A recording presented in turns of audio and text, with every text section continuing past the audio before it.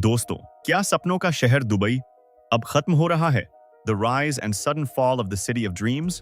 क्या आपने कभी सपनों को टूटते और एक चमकते हुए शहर को रातों रात वीरान होते देखा है? कल्पना कीजिए एक ऐसे शहर की जहां रात के अंधेरे में भी दिन जैसी रोशनी होती थी, जहां की हर इमारत आसमान को छूने की होड़ में लगी रहती थी, जहां की सड़कों पर दुनिया की सबसे महंगी कारें एक आम बात हुआ करती थी और जहां हवाओं में भी अमीरी की महक घुली होती थी।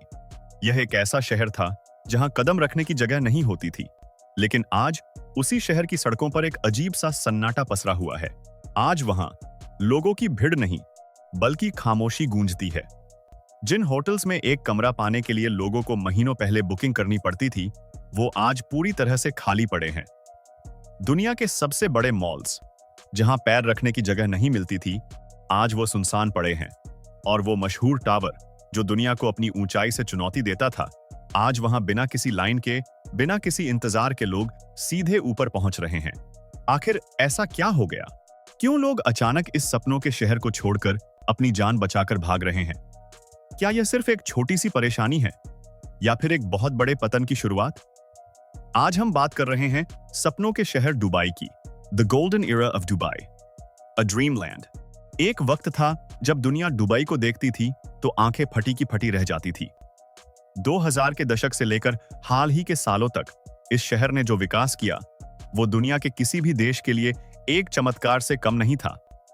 ऊंची ऊंची इमारतें, समंदर के बीच बनाए गए आर्टिफिशियल आइलैंड्स, दुनिया के सबसे बड़े इंडोर स्की रिसोर्ट और टूरिस्ट्स की कभी ना खत्म होने वाली भीड़।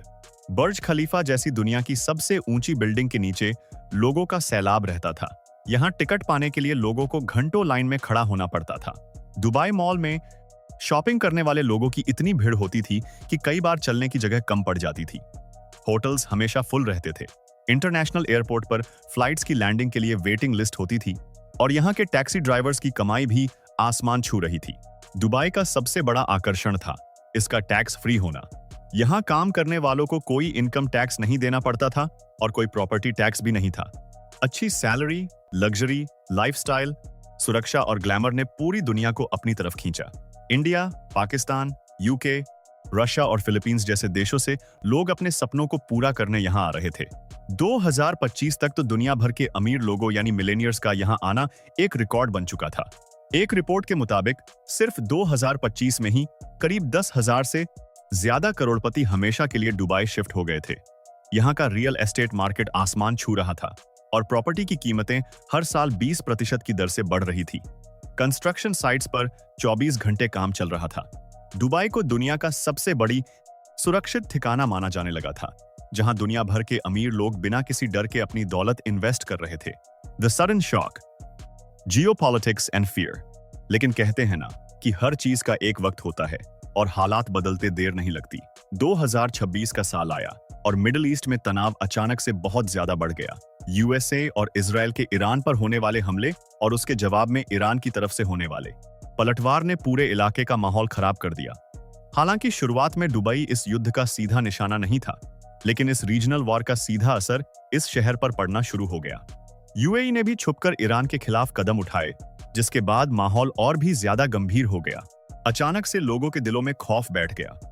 लोगों को डर सताने लगा कि अगर मिसाइलें यहां भी आ गिरी तो क्या होगा। इसी डर ने एक ऐसी भगदड़ मचाई जिसकी किसी ने कल्पना भी नहीं की थी। इंटरनेशनल एयरपोर्ट पर अब लोग आने के लिए नहीं, बल्कि इस शहर से बाहर निकलने के लिए लाइन लगाने लगे। हजारों ब्रिटिश, यूरोपियन और विदेशी कर्मचारियों ने जल्द से जल्द फ्लाइट्स पकड़नी शुरू कर दी। जिनके पास पैसा था, उन्होंने प्राइवेट जेट्स बुक कर लिए। टूरिस्ट ने तो और भी तेजी से यहां से मुंह मोड़ लिया। सिर्फ एक हफ्ते के अंदर 80% से ज्यादा होटल बुकिंग्स कैंसिल कर दी गई। The Indian perspective, a deep impact on our people. इस पूरी स्थिति को अगर हम भारत के नजरिए से देखें तो हालात और भी ज्यादा भावुक और चिंताजनक हो जाते हैं। दुबई और इंडिया का रिश्ता बहुत पुराना और बहुत गहरा है। आज दुबई की कुल आबादी में एक बहुत बड़ा हिस्सा भारतीय लोगों का है। सड़कों पर टैक्सी चलाने वाले ड्राइवर से लेकर बड़ी बड़ी कंस्ट्रक्शन साइट्स पर काम करने वाले मजदूर और ऑफिस में काम करने वाले प्रोफेशनल्स से लेकर हजारों करोड़ का बिजनेस चलाने वाले बिजनेसमैन तक, हर जगह भारतीय मौजूद हैं। इंडिया के केरल, पंजाब, उत्तर प्रदेश और बिहार जैसे राज्यों से लाखों लोग अपने परिवार का पेट पालने के लिए दुबई जाते हैं। जब युद्ध के हालात बने और दुबई खाली होने लगा, तो इसका सबसे बड़ा असर इन्हीं भारतीय परिवारों पर पड़ा। जिन घरों का चूल्हा दुबई से आने वाले पैसों से जलता था, उन परिवारों की रातों की नींद उड़ गई। कई भारतीयों को अपनी नौकरी छोड़कर अचानक रातों रात वापस इंडिया लौटना पड़ा। उनके सपनों पर जैसे अचानक से ब्रेक लग गया। इसके अलावा दुबई भारतीय लोगों की सबसे पसंदीदा टूरिस्ट डेस्टिनेशन भी है। छुट्टियां बिताने से लेकर हनीमून तक और बॉलीवुड की फिल्मों की शूटिंग से लेकर बड़े-बड़े अवार्ड शोज तक इंडिया के लिए दुबई एक दूसरा घर बन चुका था। लेकिन आज वो चमक गायब है। जिन भारतीय व्यापारियों ने यहां करोड़ों रुपए का इन्वेस्ट किया था, उनका पैसा अब फंसा हुआ नजर आ रहा है। इंडिया के नजरिए से देखें तो दुबई का यह संकट सिर्फ एक विदेशी शहर का संकट नहीं है, बल्कि लाखों भारतीय परिवारों के भविष्य का संकट भी बन गया है। The empty city, the ground reality today। आज अगर आप दुबई की सड़कों पर निकलेंगे तो आपको वो शहर पहचान में नहीं आएगा। पाम जुमेरा के वो खूबसूरत बीच अब खाली पड़े हैं। एलसीफ मार्केट जहां हमेशा रौनक रहती थी, वहां अब सन्नाटा है। बुर्ज अल अरब के आस पास का इलाका वीरान हो चुका है। वहां रहने वाले एक आम नागरिक ने बताया कि जहां शुक्रवार को भारी ट्रैफिक जाम होता था, आज वो सड़कें पूरी तरह से खाली हैं। रेस्टोरेंट में अब कस्टमर से ज्यादा वेटर्स दिखाई देते हैं। हालात इतने खराब हैं कि लोगों ने भागते वक्त अपने पालतू जानवरों तक को पीछे छोड़ दिया। एनिमल शेल्टर्स में आज सैकड़ों कुत्ते और बिल्लियां लावारिस पड़े हैं। 5 स्टार होटल्स का बुरा हाल है, जहां गेस्ट से ज्यादा होटल का स्टाफ मौजूद है। दुबई मॉल, जहां हर साल 1 अरब से ज्यादा लोग आते थे, वहां अब भीड़ 30 से 40% तक कम हो चुकी है। बुर्ज खलीफा के ऑब्जर्वेशन डेक पर जाने के लिए जहां पहले लंबी कतारें लगती थी, अब आसानी से तुरंत टिकट मिल रही है। शहर के कई बड़े टावर्स अब भूतों के टावर यानी घोस्ट टावर्स की तरह लगने लगे हैं। The economic crash, billions wasted. इस पूरे संकट ने दुबई की इकोनॉमी की कमर तोड़कर रख दी है। आपको यह समझना होगा कि अबू धाबी के पास तो बहुत सारा तेल है, जिससे वो अपना देश चला सकते हैं, लेकिन दुबई का पूरा बिजनेस मॉडल टूरिस्ट्स, बाहर से आए विदेशी कर्मचारियों और रियल एस्टेट इन्वेस्टमेंट पर टिका हुआ है। अगर यहाँ लोग नहीं आएंगे तो यहाँ की अर्थव्यवस्था पूरी तरह से रुक जाएगी। प्रॉपर्टी मार्केट, जो कुछ समय पहले तक आसमान छू रहा था, अब खत्म होने की कगार पर है। एक ही महीने में प्रॉपर्टी के लेन देन में 50% की भारी गिरावट आ गई है।